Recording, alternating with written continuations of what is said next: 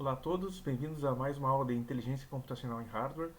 E hoje vamos falar sobre Spiking Neural Networks, que é um tipo de rede neural que traz muitos benefícios quando a gente pensa em implementação em hardware, visto que, como característica principal, ou uma das características principais, tem a tendência a ter baixo consumo de potência, visto que trataremos apenas agora da sinapse em si através de spikes, através de disparos, e não através de valores reais.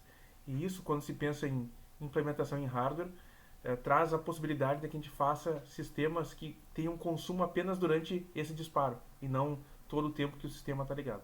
Aqui temos um apanhado geral, então, que já foi visto no semestre, desde a restrição de hardware e redução de uso de recursos, que foi uma abordagem mais geral sobre o problema que temos em mãos ao fazermos essas abordagens em hardware, passando então por pruning e quantização, revisão de circuitos digitais. Aqui teve um foco também em sistemas microcontrolados. Depois, em circuitos digitais, a gente viu mais implementações que têm foco ou em FPGA ou em ASIC. Neurônio digital. Depois, bom, neurônio digital então dentro desse contexto. E então o neurônio analógico. Na aula de hoje, a gente começa a falar então de Spiking Neural Networks, não necessariamente concluindo dentro desta mesma aula tudo que veremos neste semestre em relação a esse tema.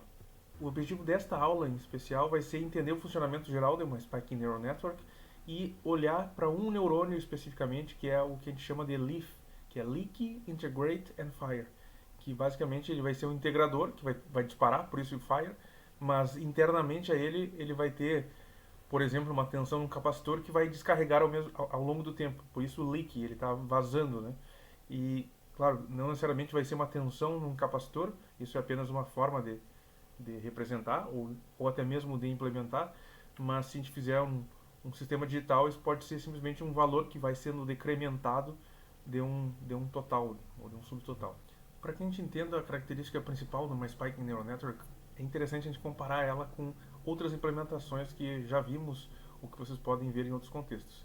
Então, todas partem em alguma medida da inspiração no neurônio biológico, mas olhando da esquerda para a direita, o perceptron, que seria o mais simples, faz a soma ponderada, mas a função de ativação é um comparador simples.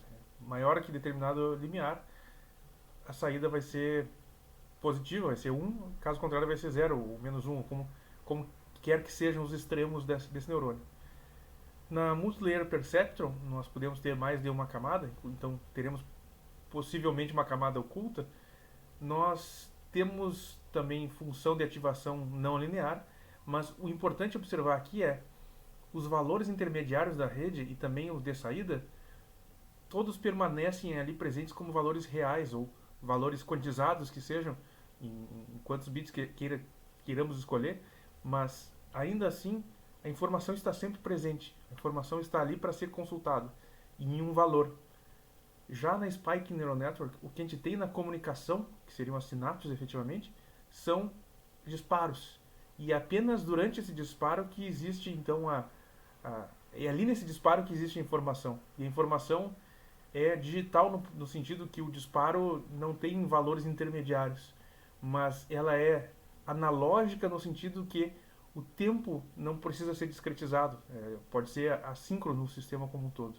Mas dessa forma, a nossa Spiking Neural Network tem mais semelhança com o neurônio biológico do que as demais implementações. Olhando um pouco o contexto da Spiking Neural Network e onde ela é melhor e pior que uma rede tradicional, a gente tem que primeiro ter em mente que elas começaram na comunidade de neurociências, o que quer dizer que a intenção inicial de usar Spike Neural Networks não era no intuito de torná-la atraente para a computação em aplicações de engenharia, por exemplo, e sim tentar simular de forma mais apropriada como neurônios em conjunto se comportam. Ou seja, o interesse parte das neurociências no sentido de que estes modelos não são úteis apenas para fazer computação para engenharia, mas são úteis para realmente entender como o cérebro funciona. E ao nos aproximar desse processamento mais semelhante a como é no mundo biológico, a gente consegue maior poder de representação em relação às tradicionais.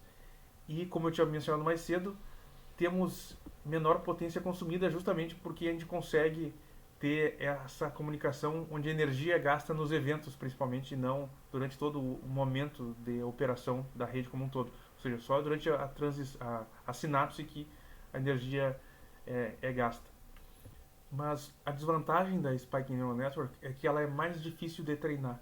Então, o treinamento dela não segue o mesmo padrão de um treinamento utilizando uma MLP, por exemplo, como visto no passado por nós, usando backpropagation da forma tradicional. Então, ela precisa ter outras estratégias de treinamento e através delas vocês vão ver que não é tão simples, mas ao mesmo tempo é possível e existem outras estratégias de, por exemplo, treinar inicialmente uma rede neural convencional e depois fazer uma transformação em uma Spike Neural Network. Então, fazer uma conversão de um modelo para outro, apesar de que, claro, nessas conversões sempre se perde um pouco da otimização envolvida no processo.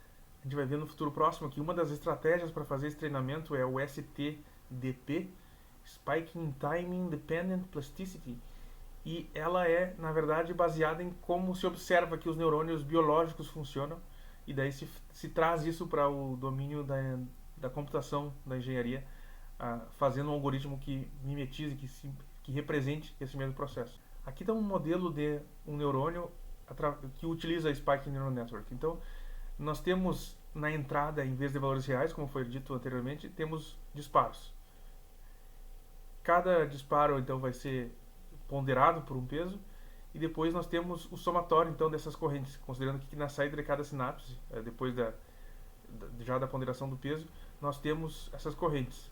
As correntes são somadas, a gente tem aqui a nossa corrente da membrana, e o modelo do comportamento da membrana vai ser o que nos permitirá saber como que esta corrente que está entrando aqui vai ser convertida numa tensão da membrana.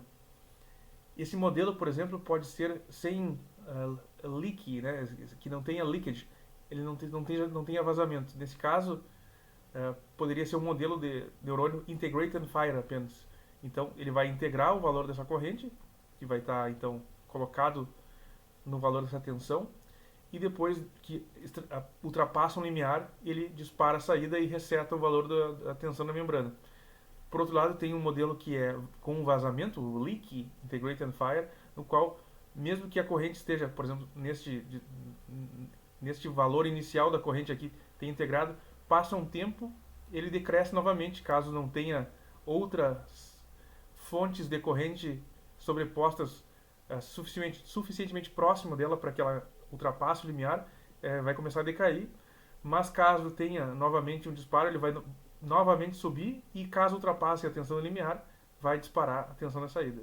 Então, o modelo do comportamento da membrana vai atuar nessa etapa, e quanto mais complexo o modelo e mais próximo de como se comportaria um neurônio real, mais difícil vai ser computar ele, e portanto sempre vai existir um trade-off aqui. Ou você faz um modelo de comportamento extremamente complexo para ser próximo de como funciona na realidade, isso seria mais do interesse das neurociências, ou você faz um modelo simplificado para que ele funcione como uma rede que faça a operação, o processamento que você deseja, mas que permaneça fácil de implementar em hardware.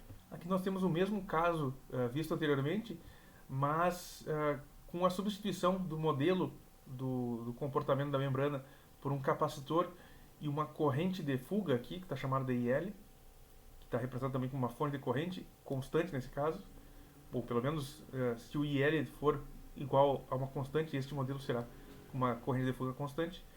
E na parte do limiar aqui temos um comparador que, caso a tensão neste nó seja superior ao limiar, vai disparar na saída e vai resetar a tensão neste nó da tensão da membrana. Então esta seria uma forma simplificada de representar como funcionaria um neurônio do tipo Spiking Neural Network. Ou melhor, um neurônio para uma Spiking Neural Network. Então, como eu falei mais cedo, tem vários tipos de modelos, e alguns são mais complexos, nesse caso são mais lentos de simular, e outros são mais simples e, por consequência, mais rápidos para simular. Em geral, se a gente está preocupado com problemas na área de engenharia e computação, serão estes que utilizaremos. Aqui nós temos 3 tipos de modelos de neurônios, então, que servem para que a gente veja esse compromisso que estávamos falando agora há pouco, que relaciona, de alguma forma, a complexidade do modelo com a velocidade de execução dele, implementado em hardware. Então aqui é apenas um macromodelo, efetivamente, não é assim que vai ser implementado, mesmo que queiramos fazer uma implementação em hardware.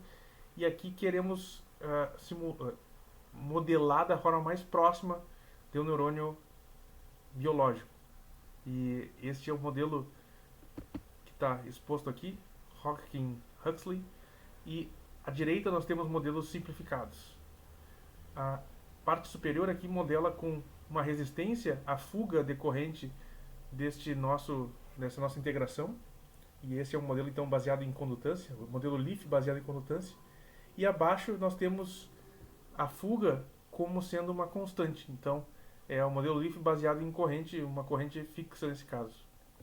Do modelo mais complexo visto no slide anterior, esta é a figura apresentada pelos autores em 1952 para justamente modelar esse comportamento.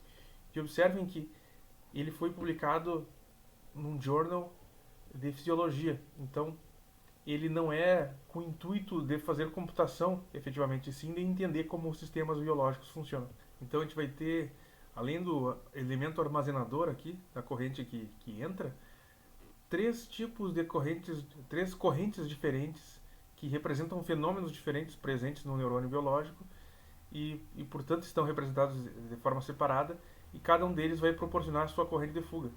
Então, a gente vai ter uma corrente de entrada aqui, esta corrente, que vai ser igual a capacitância da membrana vezes a derivada da tensão na membrana em função do tempo, mais a corrente II. E essa corrente I vai ser explodida, que vai ser representada com três componentes. E cada componente, então, representada nestes ramos do circuito. A mesma equação apresentada anteriormente agora está apresentada também com os nomes das variáveis. Né? Então, observem que o Na aqui é sódio, o K é potássio, e representando a corrente de fuga. E os demais parâmetros colocados abaixo também. Mas, mais uma vez, o que quero enfocar aqui é o fato que estamos nesse modelo preocupados com a representação similar à biológica. Voltando ao nosso interesse mais em implementação em hardware, efetivamente, um modelo como o Leak, Integrate and Fire é mais rápido de fazer a computação em hardware. Então, com uma corrente computada com apenas uma corrente de fuga constante, por exemplo, a gente consegue ter um comportamento suficientemente interessante para que a rede neural funcione como um todo, sem precisar ter essas computações parciais para compor uma corrente IL. Então, como eu mencionei mais cedo, a gente pode ter um modelo baseado em condutância, ou um baseado em corrente constante, que está colocado aqui, e este é mais fácil de fazer a implementação, porque não tem que ser calculado nenhuma divisão aqui para efetivamente saber qual é a corrente. Então, o que está mencionado aqui embaixo é corretamente que neste caso a gente tem uma corrente de fuga independente da tensão da membrana e naturalmente isso é mais eficiente de fazer o cálculo. Nós já tínhamos apresentado essas figuras anteriormente, mas observem aqui que para efeito didático, né, vamos rever elas uma vez que vocês recém viram os modelos ou tipos de modelos de comportamento da membrana. Inicialmente a gente apresentou aqui o somatório das correntes passava por um modelo de comportamento da membrana que gerava uma tensão na membrana, que depois passava por uma ativação baseada em limiar e gerava os disparos na saída. Vimos agora alguns tipos de modelo de comportamento na membrana e olhando aqui abaixo está substituído um modelo Leak, Integrate and Fire, onde estava antes o modelo de comportamento na membrana, para que vocês entendam que a computação principal deste neurônio é feito desta forma simplificada. Tem apenas um capacitor que está armazenando essa corrente de entrada e o vazamento da corrente através, possivelmente, de uma corrente constante, caso escolhamos essa representação com corrente constante de saída.